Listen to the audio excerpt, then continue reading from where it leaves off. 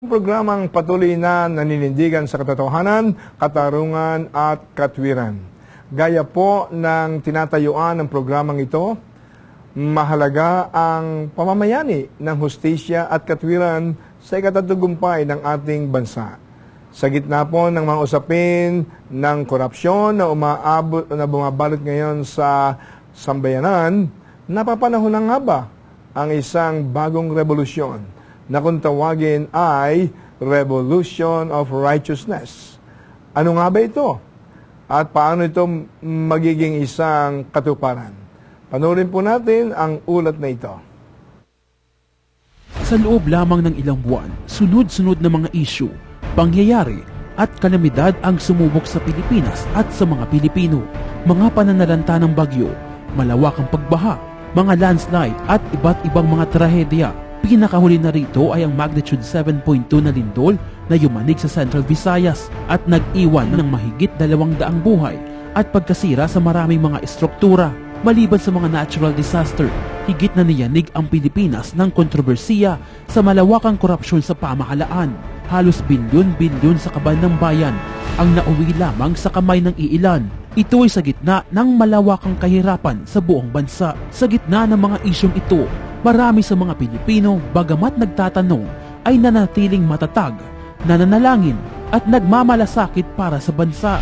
Kamakailan lamang sa selebrasyon ng ika-35 taong anibersaryo ng Jesus is Lord Church Worldwide, nang ibabaw sa lahat ang pagdarasal para sa bansang Pilipinas at may panawagang Revolution of Righteousness. Nagkaroon din ng sama-samang panalangin mula sa iba't ibang sektor ng lipunan na may temang Philippines Return to God. Gayon din ginanap ang makasaysayang candlelighting, simbolo ng pagiging ilaw at asin ng mga mananampalataya sa madilim na mundo.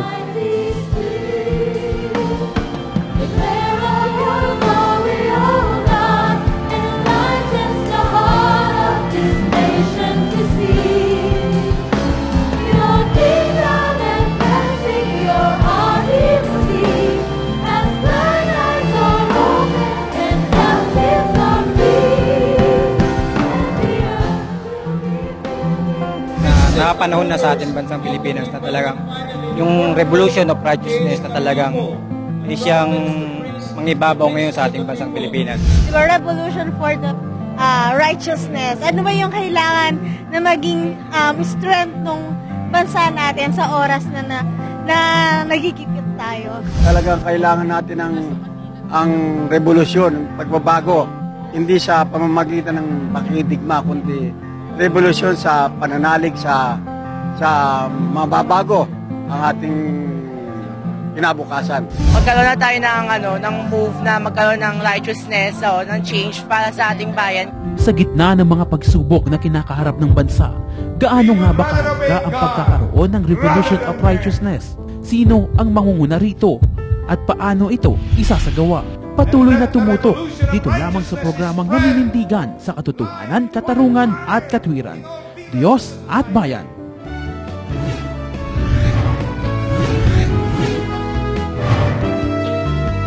Bago po natin simulan ang ating talakayan para sa ating mga masugid na televiewers, live po ang Diyos at Bayan ngayon mula alas 8 hanggang alas 9 ng gabi dito po sa Light TV 33. Kaya naman para sa ating mga tagapanood, pwede po kayong sumali sa ating talakayan, mag-comment lang o magtanong sa magitan ng pagtawag o pag-text sa mga numero na nasa inyong television screen. Pwede po rin kayong mag-send ng mga tanong o komento sa ating Facebook at Twitter page. Maaari ring mapanood ang Diyos at Bayan via live stream. Pumunta lang sa website link na nasa inyong TV screen. At tayo pinalad sa oras na ito. Habang inintay po natin mula sa traffic, ang ating co-host na si Miss Kata Inocencio ay kasama po natin ngayon ang mga masasabi nating heavyweight na mga personality dito sa ating lipunan, lalo na sa paksang ating pag-uusapan. At of course, Nais kong ipakilala mula po sa aking kaliway, kilalang-kilala sa ating bansa, one of the most respected, highly esteemed Christian leaders sa ating bansa, ang National Chairman ng Intercessors for the Philippines, at the same time, the National Director ng Philippines for Jesus Coalition Movement. Walang iba kundi si Bishop Dan Balais. Good evening, Bishop Dan. Nasa kaliwa po ni Bishop Dan. By the way, he is also the senior pastor ng Christ Living Stone Fellowship, one of the fast-growing and one of the most dynamic churches, not only the Philippines but all over the world, the Christ Living Stone Fellowship.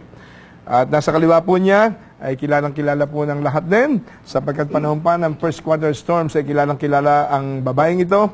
Paborito po namin ni Jarius siya. Siya bilang isang kolumnista, poet, revolutionary, and historian. An atheist, teacher, video documentaries, and website designer. Author of a Comrade is a Precious as a Rice, Seedling and Journey, an autobiography in verse. Walang iba kundi si Professor Mila Aguilar ng UP. Good evening po. Katabi po ni Professor Mila ay kilalang-kilala rin po sa ating bansa. Siya po yung galing sa pamilya ng mga bankers, brilliant investments, at siya isang businessman, respected businessman, economist, 1971 Toym Awardee for Business Leadership. Walang iba po kundi isang ginagalang na political analyst at the same time and a Christian leader, si Mr. Brother Ramon Orosa. Thank you, Brother Eddie. At magandang gabi po sa inyo lahat. Nasa kaliwa po ni Brother Mon ay, of course, hindi na dapat ipakilala sapagkat magkakasama ho kami sa first quarter storms nung unang panahon. Pero bata pa ho siya. Malaki ang kabataan sa atin. At lately, ay siya po ay nabigyan ng special award na naman mula sa Metrobank Foundation as one of most outstanding journalists of the year.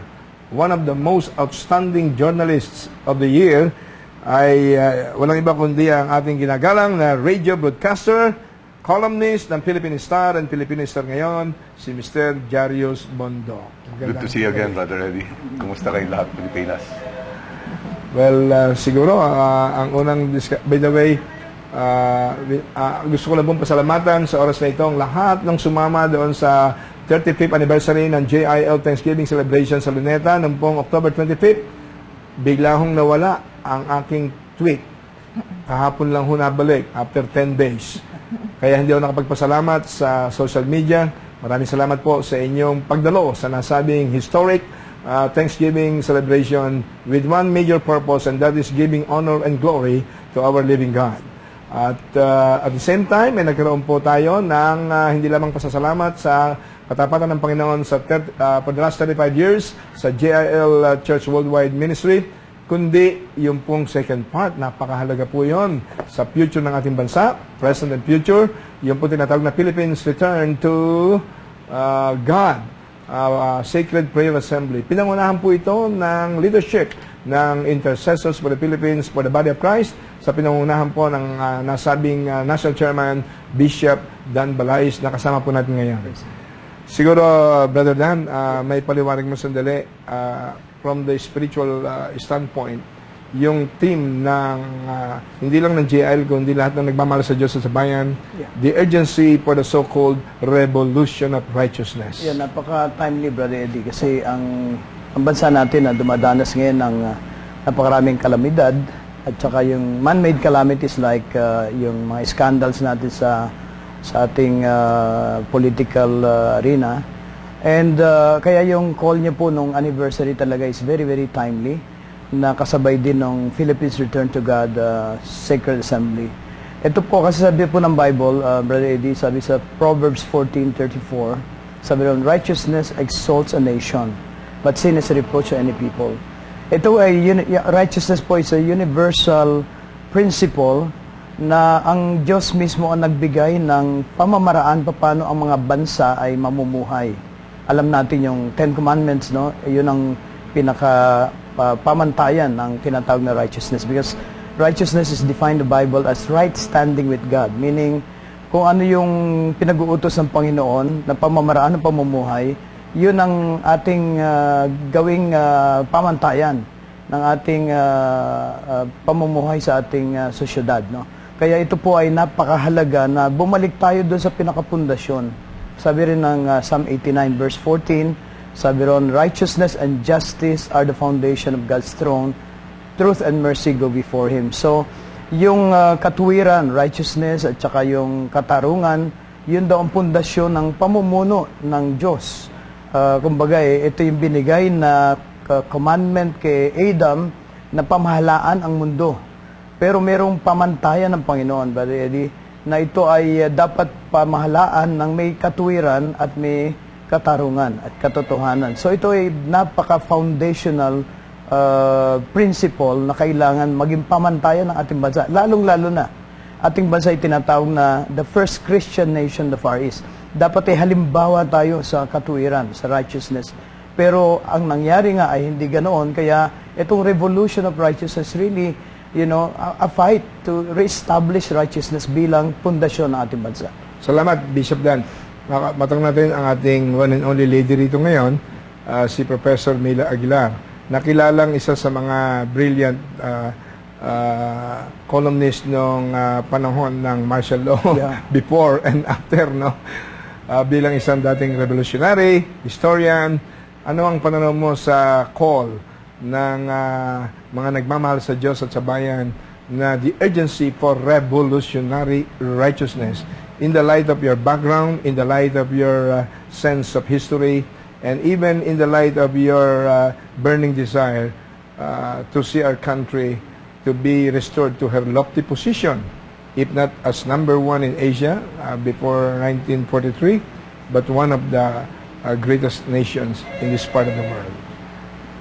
When I went underground, Brother Eddie, my first desire was to change the nation. But I knew that to change the nation, I had to change myself. At sa tingin ko, ganun pa rin ngayon. Ganun pa rin ang tingin ko ngayon. Na para natin mabago ang bansa, kailangan may pagbabago sa bawat isa sa atin. At hindi pwedeng mangyari ang pagbabago na yun. Kasi noon, pinipilit ko ang sarili ko na magbago. Pero hindi ko kaya.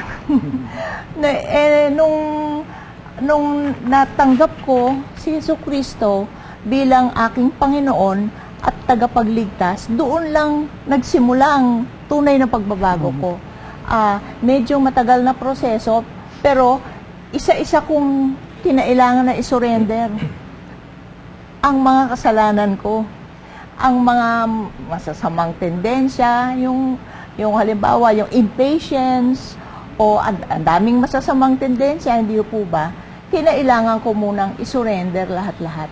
At sa tingin ko, kung lahat tayo ay gagawa noon, ay napakadaling magbago ng bansa. Lalo na kasi ang mga taong nagbago at ang mga taong talagang nag-o-obey sa Panginoon, sumusunod sa lahat ng utos ng Panginoon, sumusunod sa salita ng Diyos. Pagka dinulog nila ang problema ng bansa sa Diyos, nakikinig agad siya at yung nagbabago agad. Katulad nitong storm ngayon na darating, ang mga nagpe-pray ang IFP at lahat ng mga naniniwala sa Diyos fervently na huwag matuloy. And I am very confident na hindi matutuloy at madidissipate kahit papano ang storm na yan dahil sa napakarami ng mga tao sa Pilipinas ang tumatanggap sa Diyos at tumatanggap kay Jesucristo at malinis na mga tao sila. Malinis ang kanilang budhi. Well, napakasarap mapakinggan yan sa dating isang revolutionary na ang paniniwala ay violent revolution is the only answer. Mapakinggan naman natin ang isang veteran personality sa ating bansa, pero bata pa naman. Of course, as political analyst, economic analyst, banker, businessman, I consider him as a minister of God in the marketplace or in the business world. Brother Mon, ano naman ang masasabi mo? Itong masasabi ko, Brother Eddie, nadinig yung sinabi nila. And many of the things they have said are very good. Pero sa ngayon, ako'y naaawa kay Pinoy. Sapagkat habang siyang nagdesisyon na ipako sa kanyang noo yung kasabihang matuwid na daan, nakikita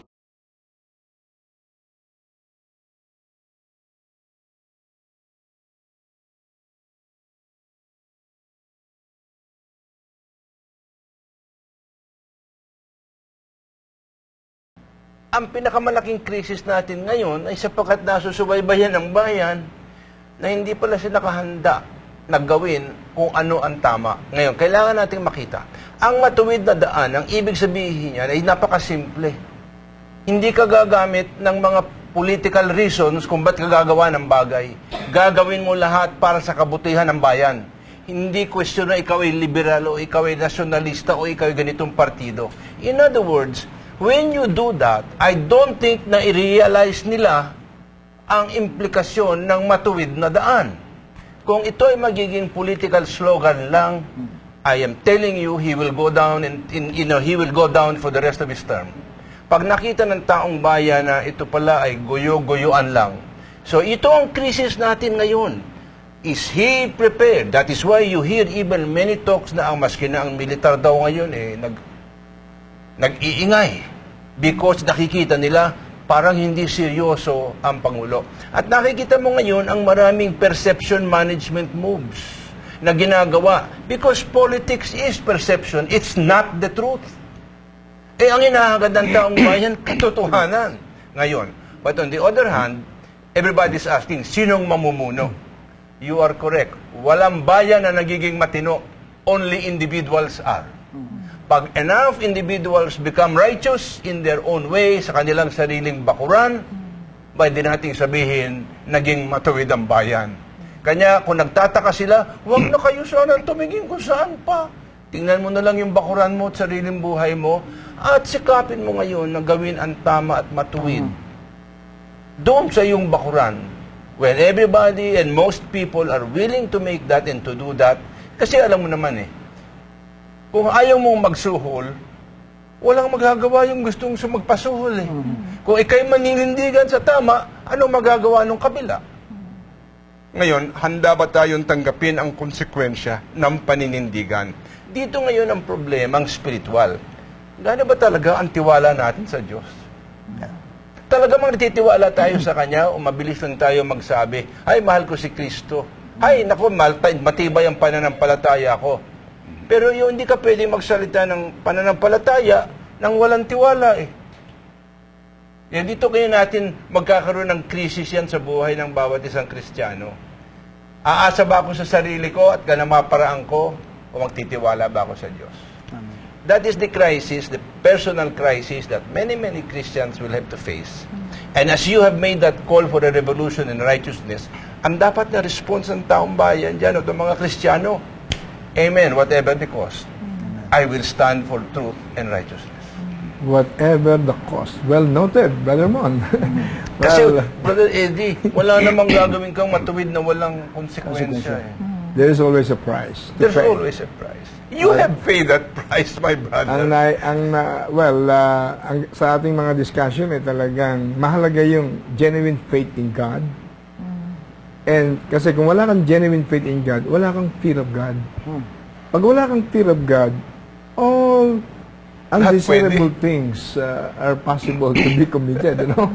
Naging rhetorics lang kung minsan. Pero anyway, matanong natin ang ating one of the most outstanding media practitioners. Bagamat merong mga undesirables, pero he belongs to the so-called one of the most outstanding journalists sa ating bansa, si Jarius Bondok. Ano naman ang masasabi mo? Thank you, Brother Eddie. Yung sinasabi kasi revolution is an upheaval, Babaliktarin mo Babaguhin mo ng todo, ng kabuuan, It can be violent, but it need not be violent. It can be peaceful. It can be done through love. Nung una kong narinig yung sinabi niyo yan sa JIL 35th anniversary, it really struck me, Alam ko ang pinatutunguhan niyo, Brother Eddie, is the spiritual, ang revolution of righteousness. Ibig sabihin, pangkalahatan spiritual. Pero ako, ang naging ano ko kagad, inisip ko kagad, doon lang sa dalawang maliit na aspeto lang, sa political tsaka sa individual. Doon kagad inisip ko kung halimbawa, ito kasi very hot issue ngayon, halimbawa yung pork barrel, presidential and congressional pork barrel, at yung pagwawaldas nito, at hindi lang yung pagwawaldas, yung iba talagang tuwirang ninanakaw, binubulsa. Kung marereforma natin ito, mababago natin to, isang political revolution of righteousness, kabit-kabit po ang mababago rin natin, maalis natin yung political dynasties. At hindi lang yun, pati yung panloloko, pandaraya, patayan, pananakit sa eleksyon, panunuhol, lahat sa kabit-kabit na sakit ng lipunan yan eh. Hindi nakakahalal ng totoong mga leader natin, tapos dynasty sa nananaig, kaya nila ginagawa yan para nakawin nila yung yaman ng bayan. Pero there is also the individual aspect of this eh. Yung sa atin, halimbawa, tingnan din natin tayo ba nagiging magnanakaw din ba o mapagmahal sa kapwa natin?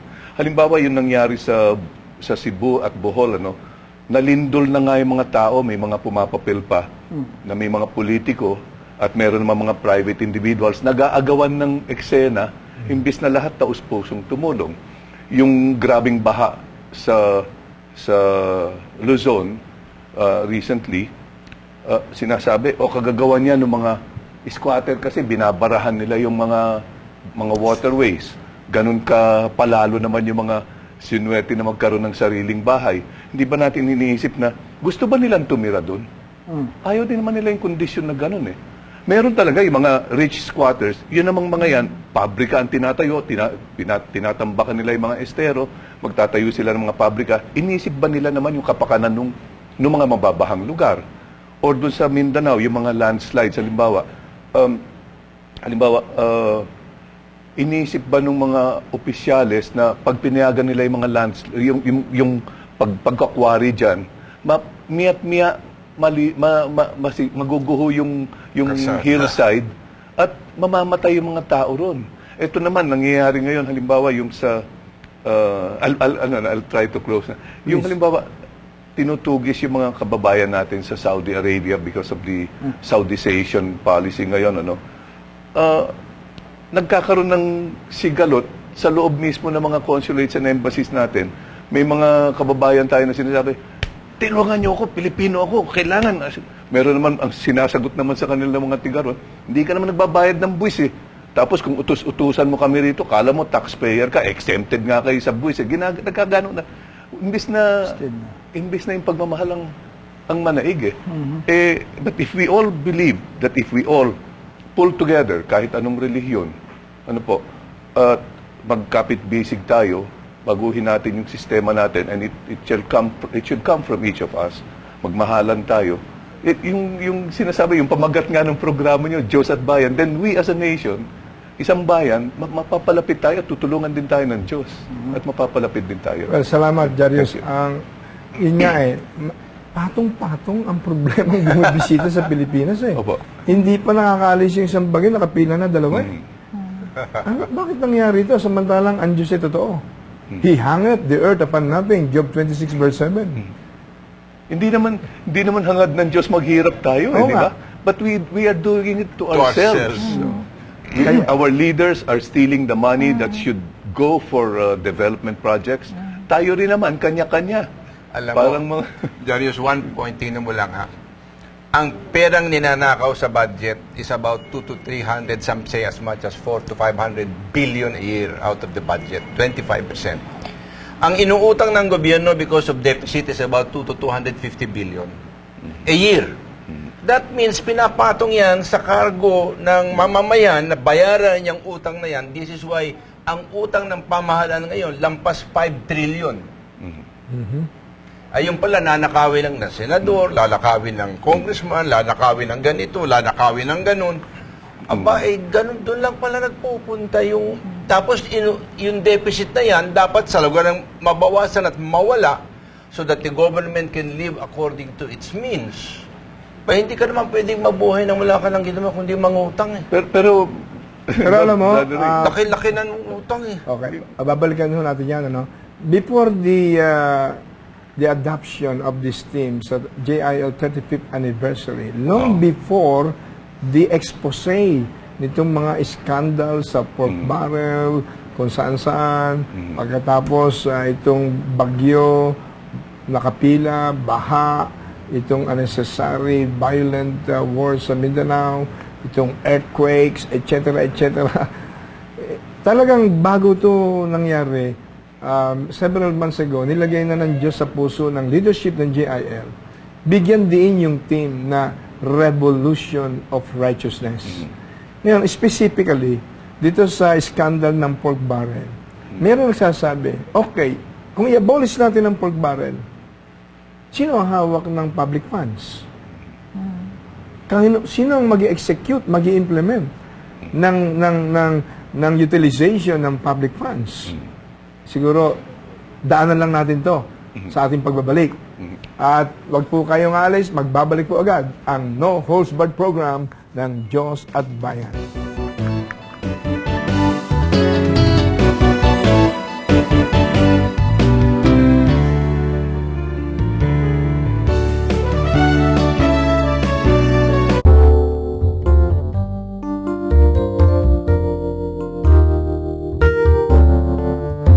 Only one thing fuels life. Nothing should stop you from giving your best every day. Take Life Oil daily and complete your passion. I feel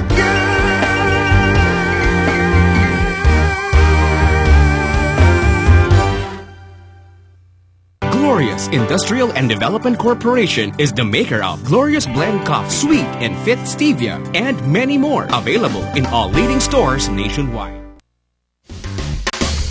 Araw-araw, nandiyan sila, bahagi ng ating buhay. Kahit magkikipata, kahit magbingi-bingihan. Kasama ka, isa ka, may pakialam ka. Agenda, agenda, agenda. Kahit nasan ka, nakikita at naririnig, apektado ka. Kahit magkikipata, kahit magkibit-balikat, nararamdaman. Agenda, agenda, agenda. Kahit di pag-usapan, nararamdaman. Sa bawat kibot-galaw natin, nakakaapekto sa atin. Pag-usapan natin, harapin natin sa agenda, agenda, agenda. Kasama ka, kaisa ka, may pakialam ka. Kahit saan ka lumingon, may isyung nakakaapekto sa iyo. Kaya dapat pag-usapan. Dahil lahat ng issue, kasama ka, kaisa ka, may pakialam ka.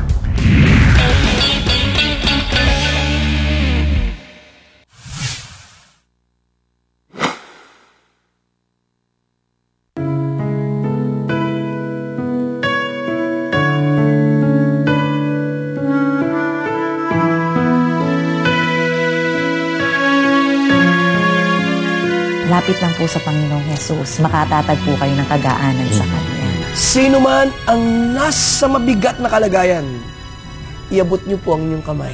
Kung kami man ay napapagal at nabibigat ang lubha, lumapit kami sa inyo, kami bibigyan niyo ng kapahingahan.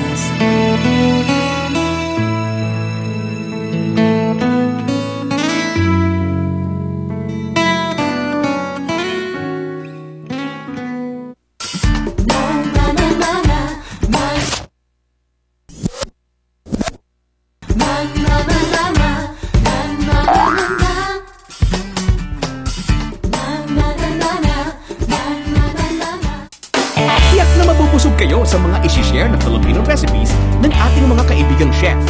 Sina Chef Rhea at JJ Sisip.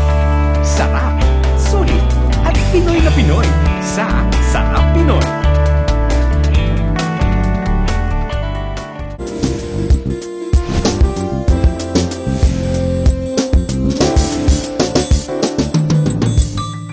Piso mo, palaguin mo.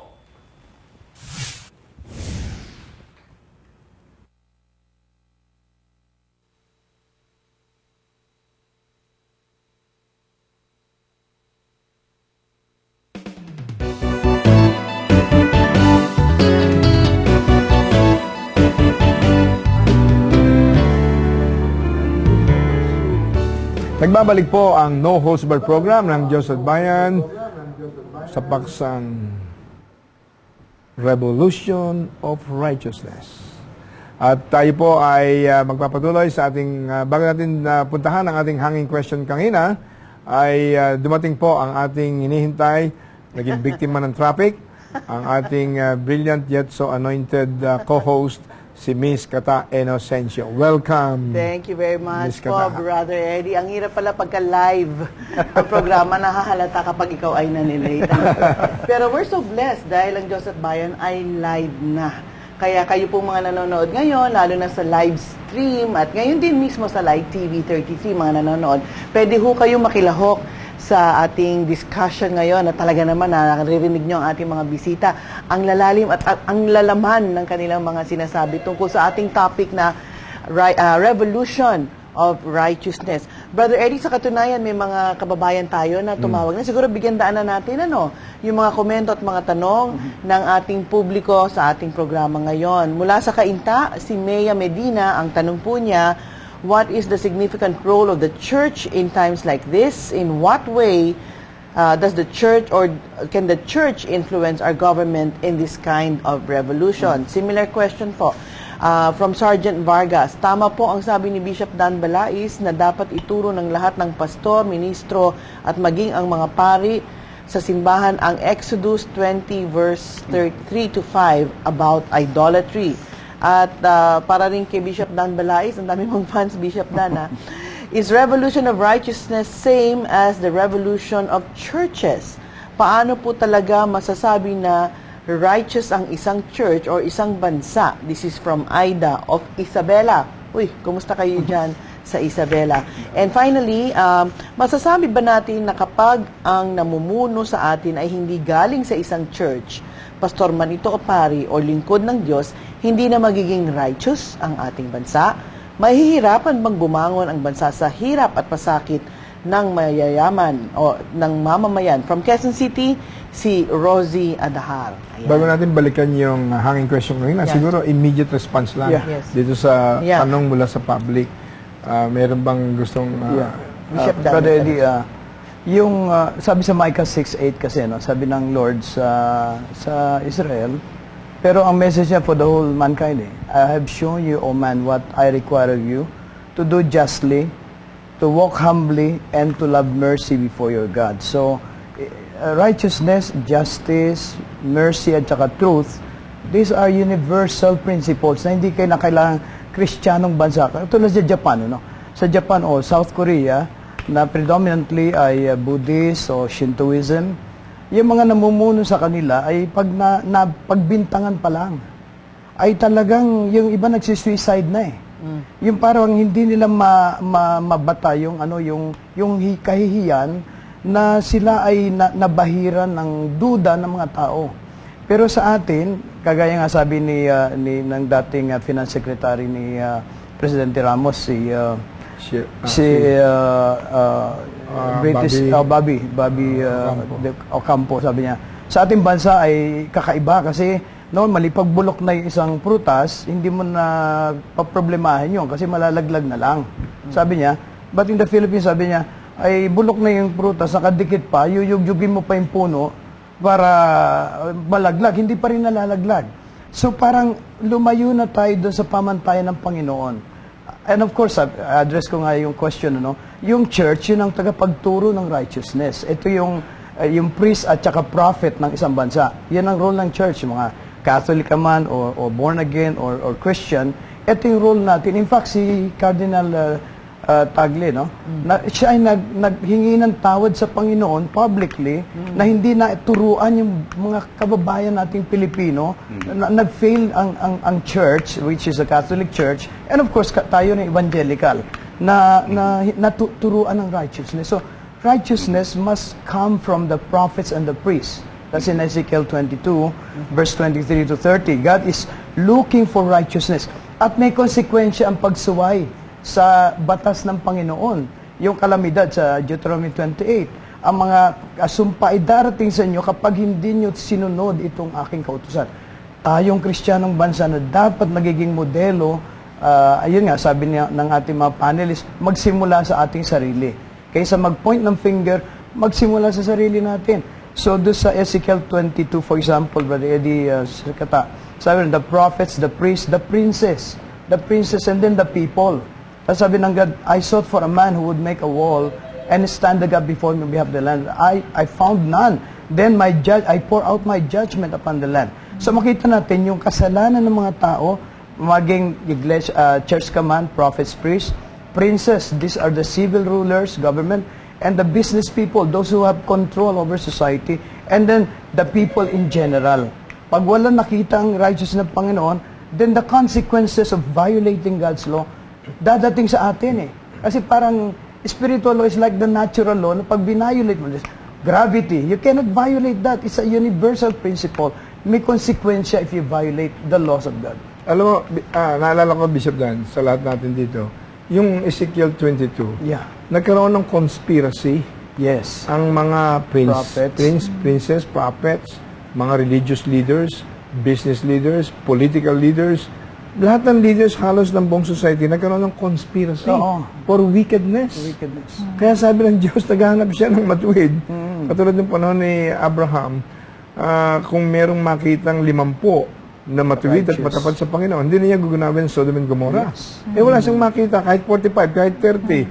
Nag-intercede na si Abraham. Hanggang 20, hanggang 10, walang makita si Abraham at ang Diyos na matapat at matuwid na tao, kaya na-destroy ang Sodom and Gomorrah. Doon din naman sinasabi sa Ezekiel chapter 22. Kaya napakahalaga na magkaroon ng righteousness, sapagkat alam nating lahat yung Proverbs 14:34, righteousness exalts a nation, but sin is a reproach to any people. Yun, yung may tanong dyan kasi, anong role ng church eh. Naalala ko yung sinabi is it a revolution of the church? Magkapareho po ba? Sinabi ko kasi, naalala kong bigla yung 20 years ago, nagkaroon ng prophetic message ang isang respected prophet sa buong mundo in the person of Prophet Bill Hammond. Ang sabi niya, the church determines the destiny of the nation. Amen. When the church is anemic, the nation is becoming anemic. When the church is immoral, the nation is becoming immoral. When the church is corrupt, the nation is becoming corrupt. Kasi nga, the church should be the light and the salt in charting the destiny of every nation. Kaya sabi ng 1 Peter 4:17, judgment must begin in the house of God.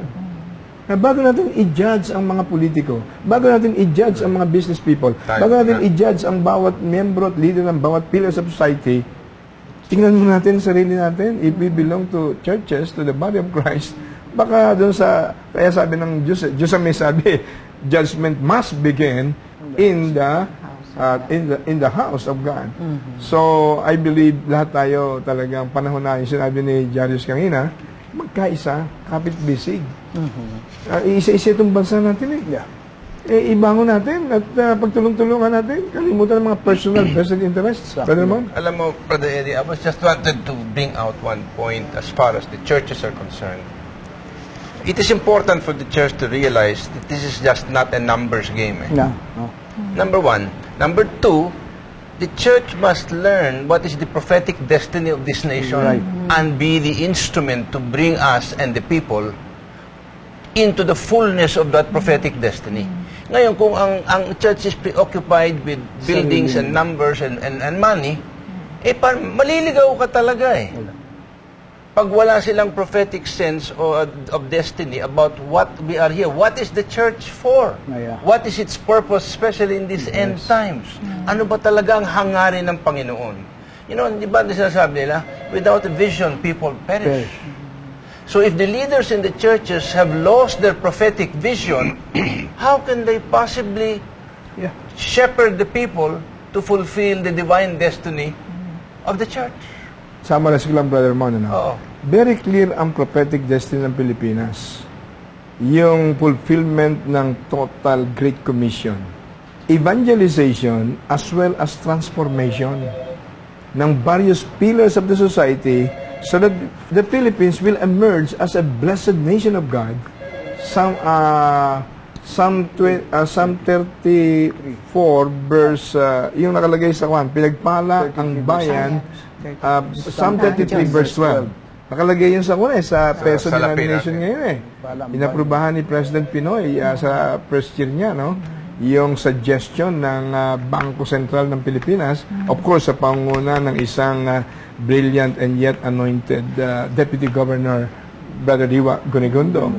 Napunta rin yung scripture na blessed is the nation as God is the Lord sa Tagalog. Pinagpalang bayan na ang Diyos ay ang Panginoon. Kung ang dollar currency merong in God we trust, naipasok yun. Kaya, kita mo, lindol sa Haiti, thousands ang mga namatay. Half a million sa India, no? Pero sa Pilipinas, mga 200 plus lang ang namatay. Mercy pa rin ang Panginoon, no?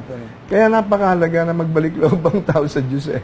Yung 2 Chronicles 7:14, if my people who are called by my name shall humble themselves and pray and seek my face and turn from their wicked ways, then I will hear from heaven, I will forgive your sins and heal this land. Meron gusto idagdag si Professor Mila. But maybe siguro habang while the Lord works, yung si Satanas rin, no, kumikilos din ang lumalakas din ang kilos niya, no. Kaya nakikita niya na umaangat na sana ang Pilipinas bigla na lang nagpasok ng kung ano-ano. Ang gobyerno ay mukhang nagkakamali-mali. Yung isang pagkakamali ay yung stand sa Israel, hindi po ba? Tapos yung isa pa yung sa yung sa DAP and PDAF, while magkakaiba yon, nagiging napaka-defensive sa role ng sa executive in finance, no? In its power over finance. Napakahalaga nun dahil sa if the executive does not give up that too much power, what if after Pinoy, isn't he thinking that after him some madman or madwoman again may take over and then use that same power? So he has to give it up now. Jarius, isa ka sa mga nangunguna sa pagdating sa mga expose ng mga scandals, At ikaw naman ay kabilang sa mga principled and even brilliant columnists sa ating kapanahunan. Ano ang specific solution? Paano? Kasi maraming nagsasabi, very general yung abolish pork barrel, abolish. Ano ang alternative? Kasi yun nga yung parang tanong nyo nga kanina, yung hanging question yun, di ba? Na, pag walang pork barrel, anong ipapalit natin, di ba? Parang may mga nagtatanong nga niyan, in a manner na yung mga tiga-kongreso or tiga-executive, kung iba to sa atin yung tanong na yan, it's even in a manner na wala naman kaibang ideya but why don't we just retain this system? Tayo naman, naisip natin, natatakot tayo na wala nga tayong alam na ibang sistema, so we better keep this. That negates your point, which is a revolution of righteousness. Sa revolution nga, babaguhin nga natin lahat Pag-isipan natin kung paano natin mababago ito. Dahil alam na nga natin yung sinasabi nga ni Brother Dan, na bulok na Yes. So, ang natin, halimbawa, the money will always be there. Na pag inalis mo yung PDAF, for instance, na taon-taon, there will still be 27.5 billion pesos. Ano po? What if there is this proposal kasi, and this is just one of 1,001 proposals na pwede nating ilagay sa isang mesa.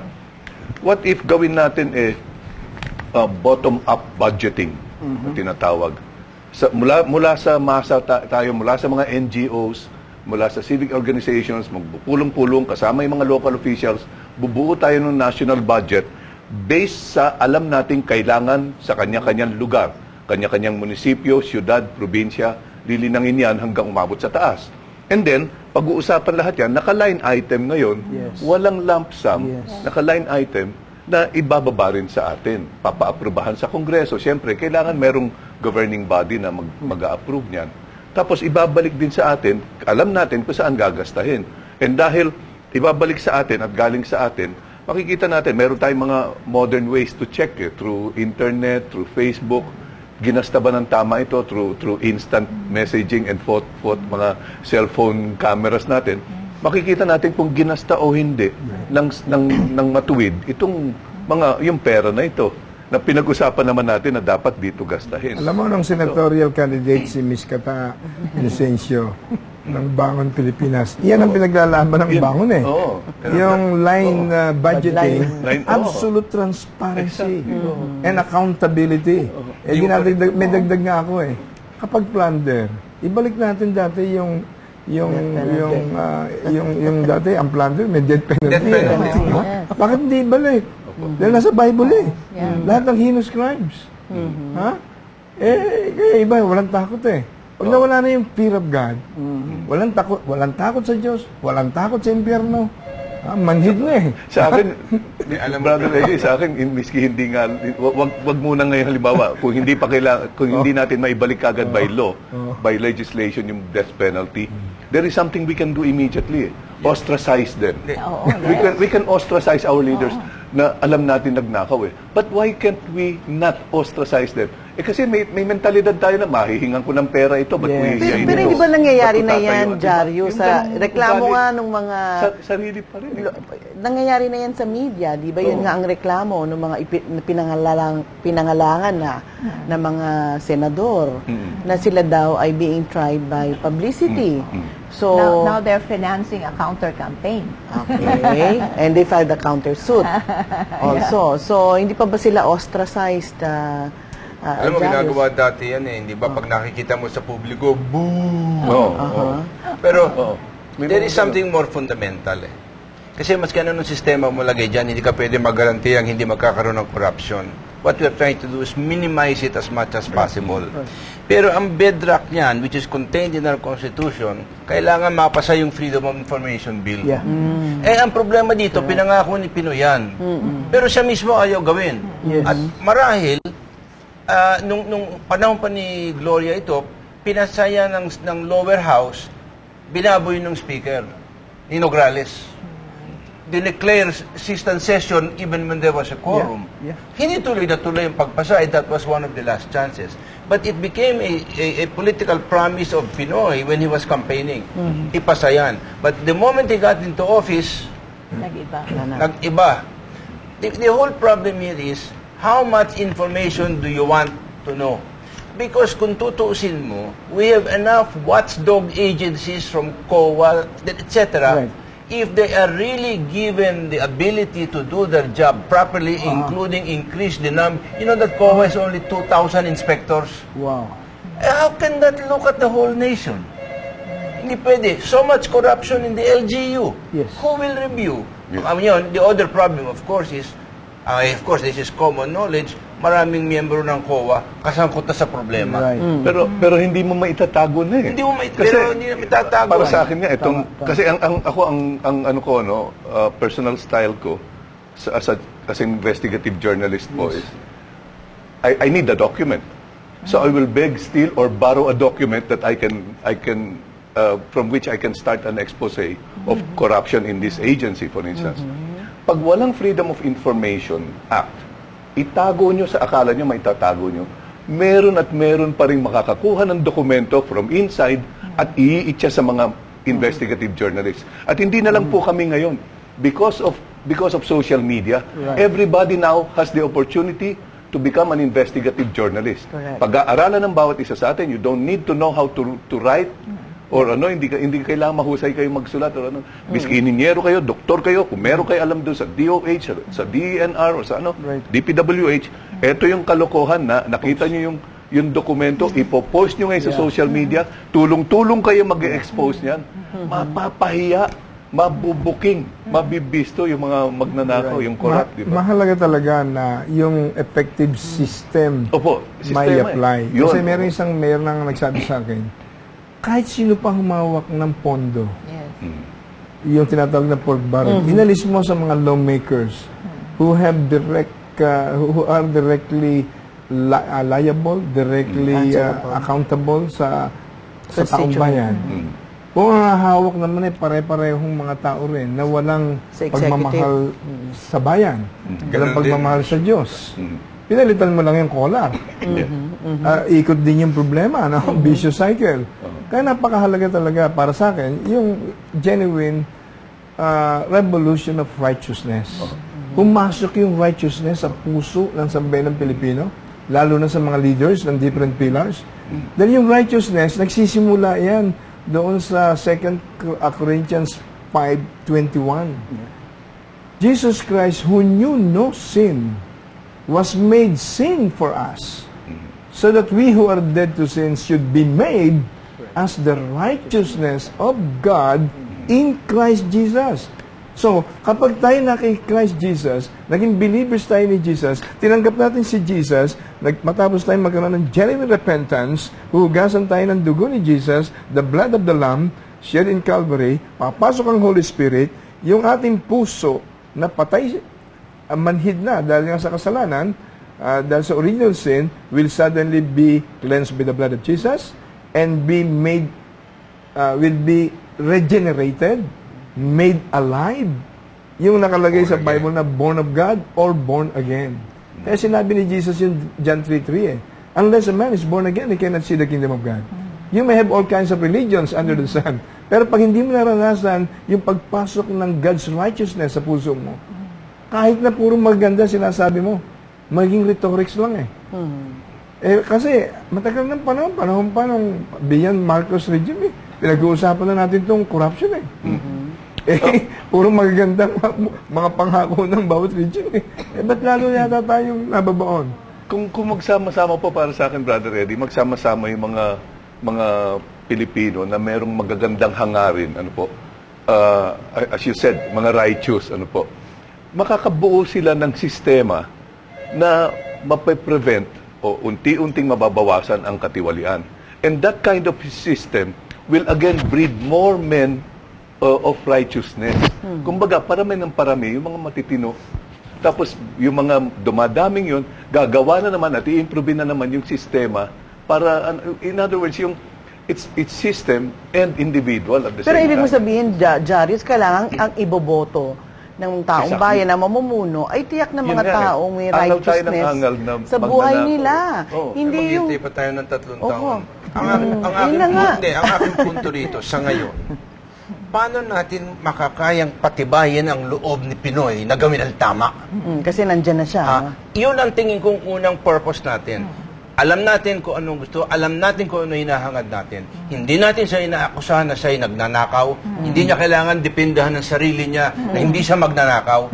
Hindi pa rin nawawala ang tiwala ng tao na siya ang the best chance of reform still lies with him. Ayoko maghintay ng 2016 eh. Ngayon pa, patibayan natin ang loob. Pakita natin sa kanila, sabihan, hindi kami tumututol sa iyo. Hindi nyo kami kaaway. Kakampi nyo kami.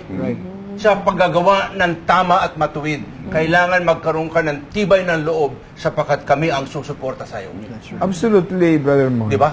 At this point of time of history, yung makagagawa ng merong impact na pagbabago, independent of violent revolution, walang iba kundi ang incumbent president. Right. The highest leader of the land. Oo. Nasa kanyang opportunity. Kailangan lang talaga sanang sayang yun. Oo nga. Kasi nakakatakot. Pero alam mo ako naniniwalang he's still very sincere.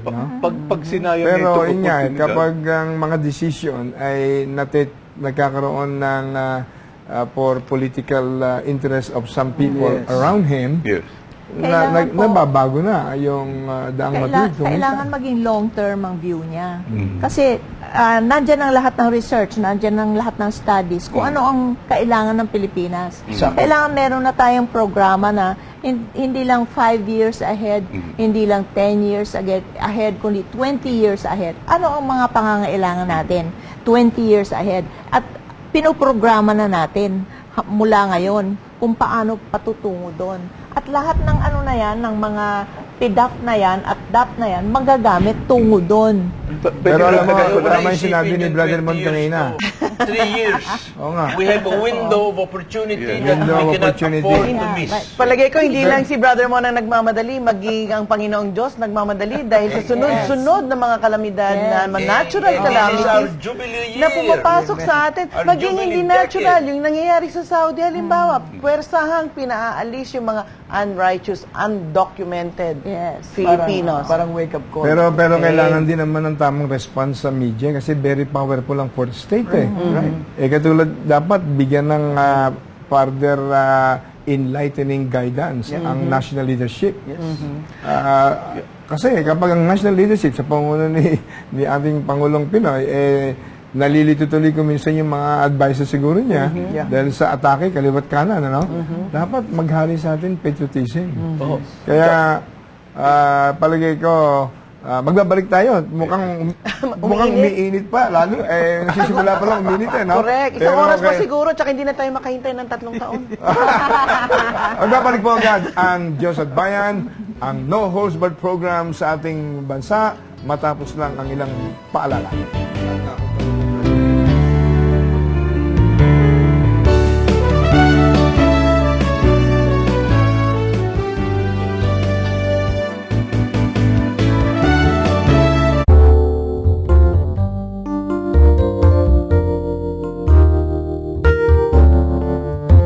Only one thing fuels life. Nothing should stop you from giving your best every day.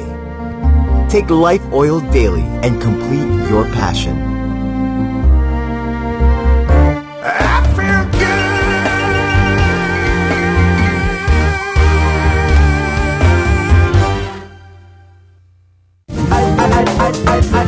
I love Pinas.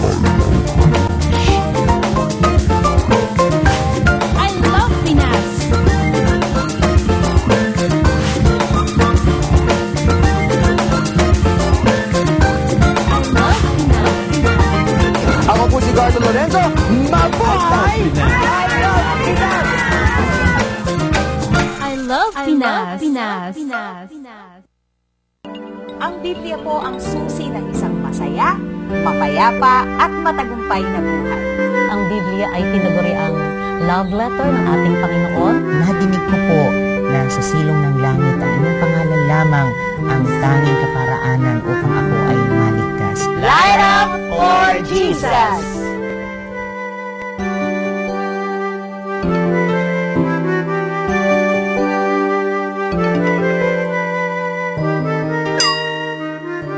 Sapagkat ang salita ng Diyos ay may kapangyarihang siyang maghuhugis ng kinabukasan ng isang bansa. Hindi lang tayo dapat sa tinapay nabubuhay, kundi araw-araw nabubuhay din po tayo sa salita ng ating Panginoon. Sa time ng pangangailangan mo, nandun lagi ang Diyos, hindi ka magkukulang. Kasi sabi nga ng Bible, blessed is the nation whose God is the Lord.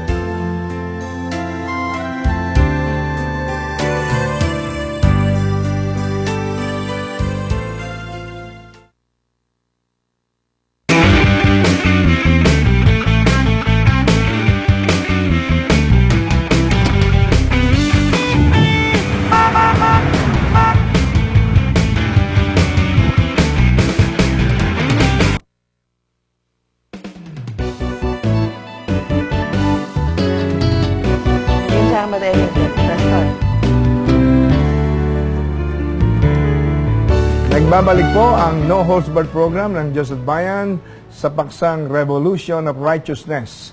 At bigyan natin sandali ang daan ang babasahin po ni Ms. Kata. Yes, may mga komento dito mula sa ating viewing public, no, from the Danny Rodriguez, dito lang siya sa Maynila. Our present day situation is the result of our history, Spanish colonization, idolatry, classifications of citizens into Ilustrado Indio, and now is civil war a possible solution to end the corruption of people in the government?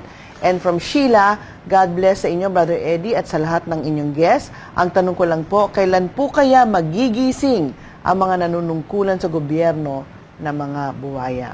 Medyo may pag-asa ba? Ang bilis ng oras no? Mukhang may demand dito sa part 2 Palagay ko dapat to, Brother Eddie, kasi ay naabangan natin ng all of us, and as expressed here, we want the Pinoy administration to succeed in his daang matuwid. But the question siguro, Brother Eddie, that we can ask our panelists right now is, paano kaya magsasucceed si Pinoy sa kanyang daang matuwid? And are you hopeful na mangyayari to? Batay na rin dito sa tanong ng ating texter. Siguro, unahin na natin mula dun sa extreme... the youngest. The youngest brilliant columnist natin ngayon. Si Jarius Bondok. Thank you. Para sa akin kasi, tanggapin lang na sana nga ng ating gobyerno, lalo na si Presidente Noynoy Aquino, yung mga dati ng pinag-aralan tungkol sa poverty and corruption. And one of this is yung discretion, too much discretion in the hands of a politician or a political leader is dangerous. It opens the doors to corruption. Yung lump sum expenses, yung pork barrels ng Kongreso at ng executive, these are discretionary funds. Alisin natin yung discretion at ilagay natin dito yung line item ang ipalit natin. Ngayon, kung hindi natin magagawa ito, isipin sana ni Presidente Noynoy, yung kauuwian i-contemplate niya siguro, mag-discern siya. Pag hindi nangyari ito, yung ngit-ngit ng taong bayan, saan mauuwi? Pagbaba niya sa 2016, baka isang unang demand na sabihin ng taong bayan, baguhin yung 200 peso bill, alisin yung retrato ng mga magulang niya. Kasi ayaw na nating maalala yung period of... Yung ganun, nakakatakot Isipin niya sana yun. Thank you. Well, thank you, Jarius. Brother Mon, Rosa. We have to be hopeful. We cannot continue to live in fear. Alam mo, the country is in ferment. But that's good because this is God-created ferment. And there will be a good result to it if we respond properly. Let us continue to support Pinoy, bigyan natin ng karakter para matibayan ang kanyang kalooban to pursue the matuwid na daan relentlessly. Inasabi lang natin, all of those involved in corruption, charge them in court. Do not play favorites. Do not say yes or no because he's a liberal or some other party. In other words, that is the blindness of justice. Walang kinikilingan maski na sino. Yan ang hinihintay ng bayan. Pag hindi niya natupad ito, napakalaking pagbagsak ng kalooban ng Pilipino ang iiral na hindi natin masasabi kung ano magiging resulta. In effect of that, yung appointments sa mga delicate positions must be motivated by merits. Not loyalty. Hindi may personal vested interest, lalo na yung mga sinasabing nakapaligid, Kasi I still believe and giving the benefit of the doubt to our President. Kasi narating na niya yun with heritage and legacy ng kanyang magulang. I believe he is not stupid to gamble the glorious heritage that he inherited from his parents. Ang kailangan lang talaga, yung sinasabi ni Brother Mon, ituloy natin, ipakita natin sa taong bayan, lalo na sa media nga Huwag naman atake ng below the belt yung iba. Iba kasi, kahit below the belt, bira ng bira na wala namang mga ebidensya, accusation dito, accusation doon. Kailangan maging rational at balansyado. Pagmamahal sa Diyos, pagmamahal sa bayan. Professor Mila Aguilar. I think that lahat tayo, from the President down, has to have a long-term view of our country. Na hindi yung ngayon lang, Yung long-term view, halimbawa, si Pinoy, alam niyang sa 2016, he will step down. 3 years lang yan, So, i-prepare niya na ang daan. Hindi lang yung kung matuwid na daan, talagang i-give up niya na yung power over that port, So that the next one will not have the same power over that port. Hindi lang doon, kundi sa edukasyon, sa lahat. Hindi yung ano yung pangangailangan ngayon, ano yung gusto ngayon. That we are preparing, I think we should all have the view that we are preparing for the kingdom of God. And that kingdom will come soon. But we are here to prepare the way for the Lord. Well noted, Professor Mila Aguilar. Well, Brother Eddie, yung Revolution of Righteousness, nung pinagpe-pray ko to, I was in Canada nung bumutok itong PDAF. And the Lord impressed to me yung scripture na sabi ron, when the foundations are destroyed, what can the righteous do? Then I look at the Hebrew word for foundation, means moral and political foundation or support. Meaning, ang Pangulo para mag-succeed siya, kailangan kumonsulta rin siya sa mga moral sector, which are the religious leaders, mga pari, na, tsaka mga pastors, na talagang mayroong pagmamahal sa Diyos at sa bayan. Kailangan niya ng advice. Kumbaga sa Old Testament, ang mga nag-a-advise sa mga hari ay yung mga prophets at saka mga priests. Kailangan kumonsulta siya, hindi yung political leverage or makeover lang ang intindihin. Talagang, let's go down to the very foundation. Kasi pag na-destroy yun, pare-pareho po tayo magsasuffer, which we are doing now, happening now, no? Pati sa mga kalamidad, because we know that this is a wake-up call sa ating lahat. Salamat, Bishop Dan. Brother Eddie, I'd like to defer my final statement to you and I'll say amen to that. Well, nagpapasalamat po tayo sa ating mga resource persons na alam kong no-nonsense ang ating narinig sa kanila for the good of the country and of course for the proper guidance of our national leadership. Nais ko lang hong ipaalala sa lahat, ang pinagmumulan ng problema yung isa, yung covetousness.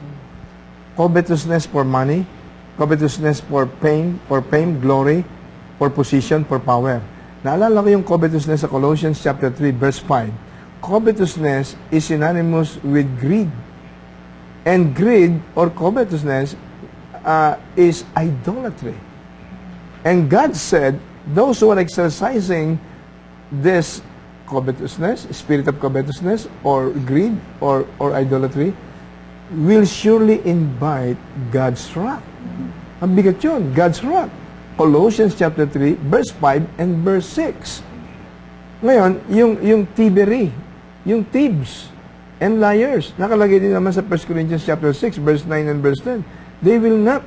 They cannot inherit the kingdom of God. Kaya paalala ito sa lahat. Hindi nagbibiro si Jesus Christ nang sabihin niya sa Mark 8, verse 36, what does it profit a man if he gains the whole world? All power, all money, all position. What does it profit a man if he gains the whole world and forfeits his one and only soul to hell?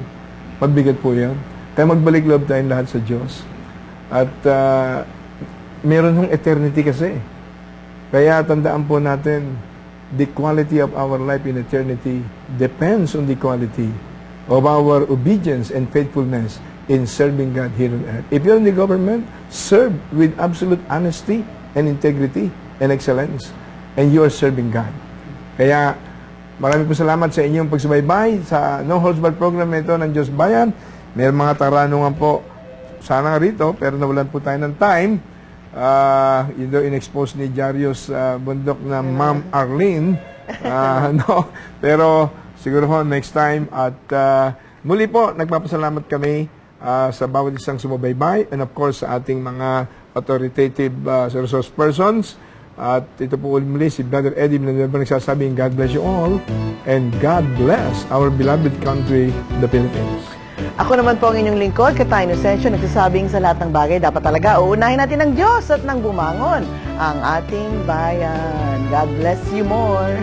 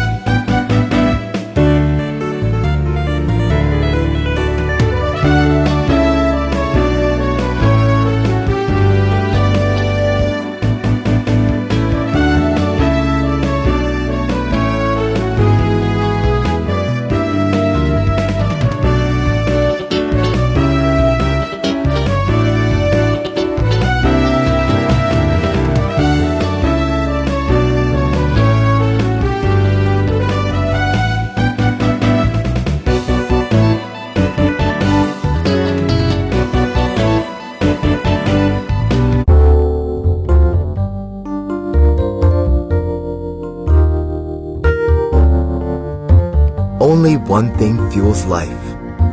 Nothing should stop you from giving your best every day. Take Life Oil daily and complete your passion.